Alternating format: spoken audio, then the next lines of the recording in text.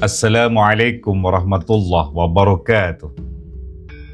Wahai jiwa-jiwa yang tenang, para penikmat cahaya kata, para pecinta kisah dan renung yang hidup di sanubari, selamat datang kembali di pelukan cerita, tempat di mana sejarah tidak hanya kita baca, tapi kita rasakan, kita hirup, dan kita bawa berdoa. Hari ini, mari duduk sejenak bersama angin padang pasir, tempat debu menjadi saksi, dan diam menjadi bagian dari kemenangan. Kita akan menapaki kisah yang lembut tapi mengguncang. Kisah ketika Rasulullah Muhammad SAW menahan amarah dan menggantinya dengan kebijaksanaan. Di antara pasir Hudaybiyah yang sunyi, terjadi perjanjian yang tampak seperti kekalahan, namun justru menjadi kemenangan yang paling indah. Sahabat renung aksara, mari kita buka lembar itu bersama-sama. Lembar tentang kesabaran, strategi ilahi, dan cinta Rasulullah yang lebih tajam dari pedang, lebih kuat dari perang, lebih dalam dari luka. Malam itu, Madinah beristirahat dalam damai. Angin berdesir lembut di sela-sela rumah tanah liat, dan di langit, bintang-bintang berbisik seperti doa yang menunggu dikabulkan. Di tengah keheningan itu, Rasulullah Muhammad SAW terlelap dalam ketenangan yang hanya dimiliki oleh jiwa-jiwa pilihan. Dalam tidurnya yang tenang, Allah perlihatkan kepada beliau sebuah pemandangan indah. Beliau dan para sahabatnya memasuki Mekkah dengan damai, menyentuh Hajar Aswad, dan tawaf mengelilingi Ka'bah dengan kepala digundul dan hati yang penuh syukur. Ketika fajar menyingkap kabut malam, Rasulullah Muhammad SAW terbangun dengan cahaya di wajahnya. Beliau melaksanakan sholat subuh berjemaah, kemudian duduk bersama para sahabat terdekat. Sayyidina Abu Bakar yang lembut tapi tegas, Sayyidina Umar yang penuh semangat, dan Sayyidina Ali yang pandangannya dalam dan setia. Dengan suara yang tenang namun menggugah, beliau bersabda, "Wahai sahabat-sahabat, aku telah bermimpi bahwa kita akan masuk ke Mekkah dalam kedamaian, melaksanakan umrah, dan menyempurnakan ibadah kita di hadapan Ka'bah." Suasana hening sesaat, lalu senyum dan air mata haru menyatu di wajah para sahabat. Setelah bertahun-tahun terusir, mimpi itu terasa seperti panggilan pulang. Pulang bukan hanya ke tanah kelahiran, tapi ke rumah hati yang mereka rindukan. Namun Rasulullah tidak tergesa-gesa. Beliau menimbang dengan kebijaksanaan yang dalam, menetapkan waktu keberangkatan, menyiapkan hewan-hewan kurban, dan mengumumkan kepada seluruh Madinah bahwa perjalanan ini adalah perjalanan damai, tanpa perang, tanpa dendam, hanya ibadah dan rindu kepada Allah. Dan ketika hari itu tiba, barisan panjang manusia berangkat bersama Nabi mereka. 1.400 berjalan di padang pasir, di bawah terik yang membakar, namun hati mereka sejuk oleh talbiyah yang menggema. Labbaik Allahumma labbaik, labbaik la syarika laka labbaik. Rasulullah menunggang unta kesayangannya Qaswa. Langkahnya tenang, pandangannya penuh keyakinan. Di belakang beliau, barisan para sahabat membawa niat yang murni, dan udara gurun terasa berbeda, seolah bumi pun tahu perjalanan ini bukan perjalanan biasa. Ini adalah langkah menuju janji. Perjalanan itu terjadi pada bulan Zulqa'dah, tahun ke-6 Hijriyah, bulan yang disucikan, bulan di mana darah tidak ditumpahkan dan peperangan dihentikan oleh tradisi Arab sejak lama. Rasulullah berangkat dari Madinah, meninggalkan kota yang tenang itu bersama sekitar 1.400 sahabat. Mereka berhenti di Miqat Dzulkhulaifah, tempat yang kini dikenal sebagai Bir Ali. Di sanalah mereka mengenakan ihram, mengangkat niat umrah, dan mengalunkan talbiyah dengan hati yang bergetar. Labbaik Allahumma labbaik. Teman-teman bisa bayangkan, 1.400-an suara menyatu di padang tandus, menggema di antara bukit batu, menyeru ke langit dalam irama yang suci. Rasulullah menunggang unta kesayangannya, Qaswa. Sementara Sayyidina Abu Bakar berjalan di sisi kanan beliau dan Sayyidina Umar di sisi kiri, menjaga langkah Nabi dengan mata penuh cinta. Sayyidina Ali bin Abi Thalib membawa bendera putih, tanda bahwa rombongan ini datang dengan damai. Mereka terus berjalan melalui jalanan berbatu, melewati lembah-lembah dan oasis kecil hingga sampai di kawasan Usfan. Di sanalah berita sampai bahwa Quraisy telah mendengar kabar mereka dan sedang mempersiapkan pasukan untuk menahan jalan masuk ke Mekah. Mendengar kabar itu, para sahabat menatap wajah Rasulullah Muhammad SAW dengan tegang, namun beliau tetap tenang. Seakan matahari padang pasir pun menunduk pada keteduhannya. Beliau bersabda dengan lembut, "Demi Allah, kita datang bukan untuk berperang. Barang siapa yang menghalangi, kita akan tetap bersabar, karena Allah tidak menelantarkan utusannya." Lalu, beliau mengambil keputusan bijak, memerintahkan rombongan untuk menempuh jalur lain yang lebih sunyi. Mereka pun menuruni lembah curam, menyusuri padang yang jarang dilalui manusia, hingga tiba di sebuah tempat bernama Hudaybiyah, sekitar 20 km dari Mekah. Dan di sanalah, di bawah terik mentari gurun, unta Qaswa tiba-tiba berhenti. Ia duduk menolak melangkah. Para sahabat mengira unta itu lelah, namun Rasulullah bersabda dengan cahaya di wajahnya, "Qaswa tidak membangkang. Ia ditahan oleh Zat yang pernah menahan gajah Abrahah dari Mekah." Maka didirikanlah tenda-tenda dan dimulailah masa menunggu yang menegangkan. Air hampir habis, matahari membakar, namun iman mereka tetap tegak, karena di tengah padang Hudaybiyah itu sebuah babak sejarah besar akan segera ditulis. Di lembah Hudaybiyah yang tandus itu, hari demi hari berlalu dengan sabar dan doa. Rasulullah Muhammad SAW menenangkan sahabat yang mulai gelisah dan mengirim utusan demi membuka pintu perundingan. Beliau pertama kali mengutus Kharrash bin Umayyah.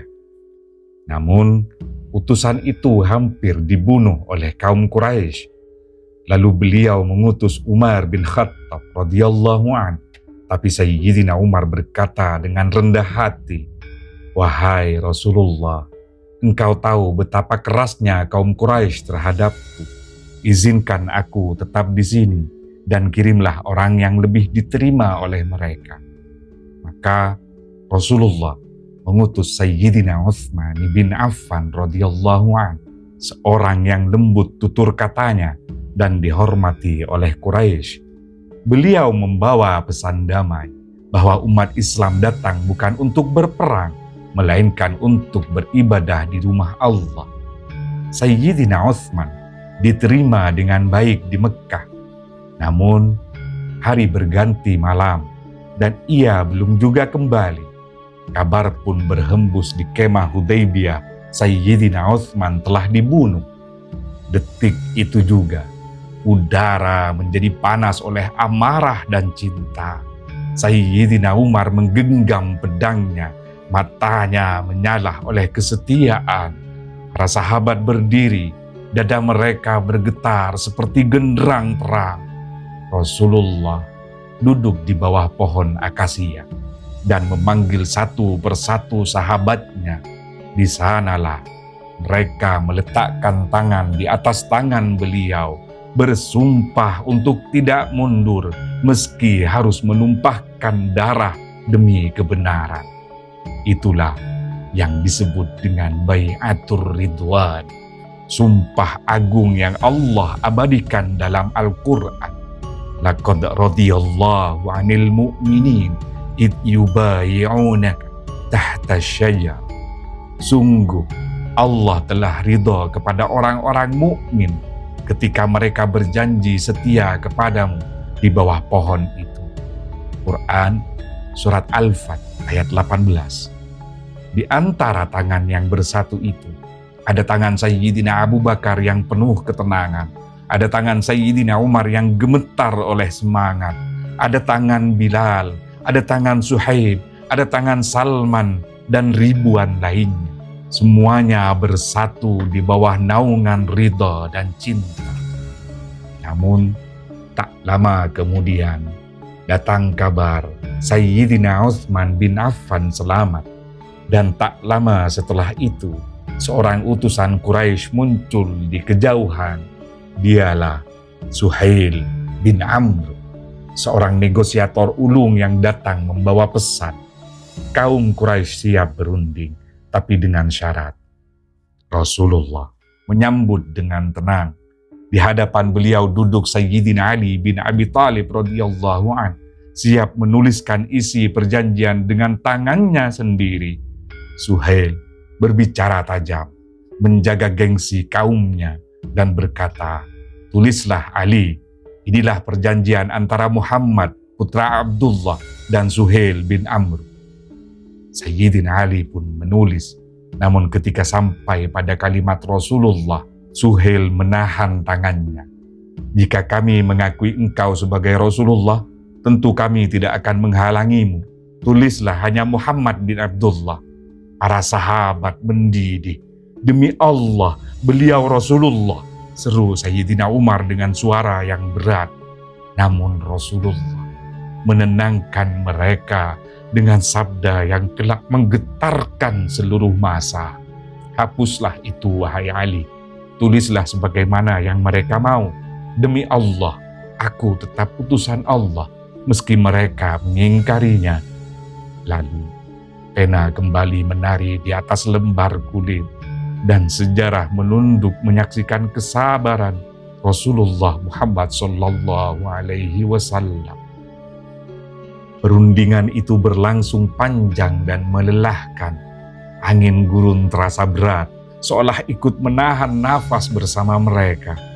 Namun Rasulullah tetap tenang, karena beliau tahu kemenangan tidak selalu datang dalam bentuk pedang, kadang datang dalam bentuk pena yang menulis dengan kesabaran.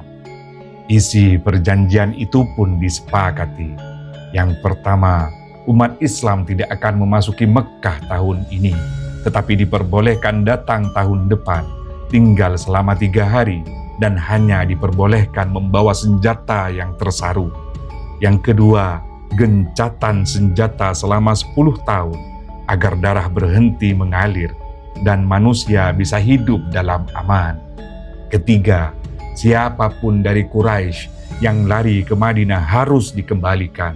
Tapi siapapun dari kaum muslimin yang kembali ke Mekah tidak boleh ditahan. Dan yang keempat, suku-suku di Jazirah Arab bebas memilih apakah mereka ingin berpihak kepada Muhammad dan atau kepada Quraisy. Bagi banyak sahabat, isi perjanjian itu terasa berat. Sayyidina Umar bin Khattab tak bisa menahan gejolak hatinya. Beliau mendekati Rasulullah dan berkata, "Bukankah engkau utusan Allah? Bukankah kita berada di atas kebenaran dan mereka di atas kebatilan?" Lalu mengapa kita harus menerima ini, wahai Rasulullah? Rasulullah menatapnya dengan kelembutan yang menenangkan dan bersabda, "Aku adalah utusan Allah, wahai Umar, dan dia tidak akan menelantarkanku." Sayyidina Umar menunduk. Air matanya jatuh. Beliau tidak meragukan Nabi. Beliau hanya tak mengerti rahasia yang disembunyikan Allah di balik kesabaran itu. Setelah perjanjian selesai ditulis, Rasulullah Muhammad SAW memerintahkan para sahabat untuk menyembelih hewan kurban dan mencukur rambut mereka sebagai tanda tahallul. Namun tak seorang pun bergerak. Mereka masih terdiam dalam kebingungan. Rasulullah masuk ke tendanya, bertemu dengan Sayyidah Ummu Salamah radhiyallahu anha, istri beliau yang bijak. Beliau berkata, "Kaumku enggan menunaikan perintahku." Ummu Salamah menjawab dengan lembut, "Wahai Rasulullah, keluarlah tanpa berkata apapun. Sembelilah hewanmu dan cukurlah rambutmu sendiri. Mereka akan mengikutimu." Beliau pun keluar, melakukan apa yang dikatakan Ummu Salamah. Dan benar, begitu mereka melihat beliau mencukur rambutnya, semua sahabat pun bangkit, menyembelih kurban mereka sambil berlinang air mata. Di padang Hudaybiyah itu, antara debu dan air mata, lahirlah pelajaran besar bahwa kesetiaan tidak selalu tampak gagah. Kadang ia berwujud tunduk dan sabar. Dan saat mereka kembali ke Madinah, turunlah ayat dari langit. "Inna fatahna laka fatham mubina." Sungguh kami telah memberikan kepadamu kemenangan yang nyata. Quran Surat Al-Fath ayat 1. Maka barulah mereka mengerti bahwa Hudaybiyah bukan kekalahan, melainkan pintu kemenangan yang dibuka dengan kesabaran. Setelah perjanjian itu, jalan dakwah menjadi lapang, perang berhenti, dan hati manusia mulai mendekat kepada Islam. Dalam 2 tahun setelahnya, jumlah Muslim bertambah lebih banyak daripada seluruh tahun sebelumnya. Dan di antara mereka kelak akan datang kemenangan besar yang disebut dalam sejarah Fathu Mekkah. Hudaybiyah mengajarkan, kadang ketika Allah menunda sesuatu, bukan berarti Allah menolak, namun Allah hanya sedang menyiapkan kemenangan yang lebih indah, lebih dalam, lebih suci dari yang kita bayangkan. Pelajaran dari Hudaybiyah bukan hanya untuk para sahabat, tapi juga untuk kita, umat yang hidup berabad-abad setelahnya. Yang pertama, ketenangan dalam badai. Saat semua hati gemuruh oleh emosi, Rasulullah justru memilih diam dan menenangkan. Beliau tidak menuruti amarah, karena tahu bahwa satu langkah dalam marah bisa menghancurkan 10 tahun kedamaian. Hari ini, ketika kita hidup di tengah dunia yang gaduh, Hudaybiyah mengajarkan kadang langkah terbaik bukan menyerang, tapi berhenti sebentar dan bernafas dalam bimbingan Allah. Yang kedua, hikmah di balik keterlambatan.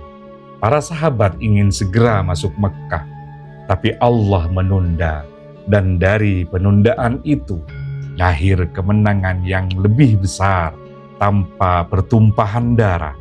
Kita pun sering merasa doa kita belum dijawab, padahal Allah sedang menulis jawaban yang lebih indah. Yang ketiga, mengalah bukan kalah. Rasulullah Muhammad SAW rela menghapus gelar Rasulullah dari lembar perjanjian, bukan karena beliau ragu pada risalahnya, tapi karena beliau tahu bahwa kehormatan sejati tidak butuh pembuktian di atas kertas. Kadang kita perlu diam agar kebesaran kita berbicara lewat waktu, bukan kata. Yang keempat, kebesaran hati di atas gengsi. Bagi Quraisy, perjanjian itu kemenangan. Tapi bagi Allah, itu awal dari pembebasan. Hari ini, kita diajarkan bahwa gengsi sering menutupi kebenaran. Kebesaran hati bukan ketika kita menang di hadapan manusia, tapi ketika kita ridho di hadapan Allah. Yang kelima, cinta sejati itu taat. Ketika Rasulullah memerintahkan sahabat menyembelih kurban dan bercukur, mereka sempat diam, bukan menolak, tapi hancur oleh kecewa. Namun, begitu melihat Nabi mencontohkan, mereka pun taat tanpa kata.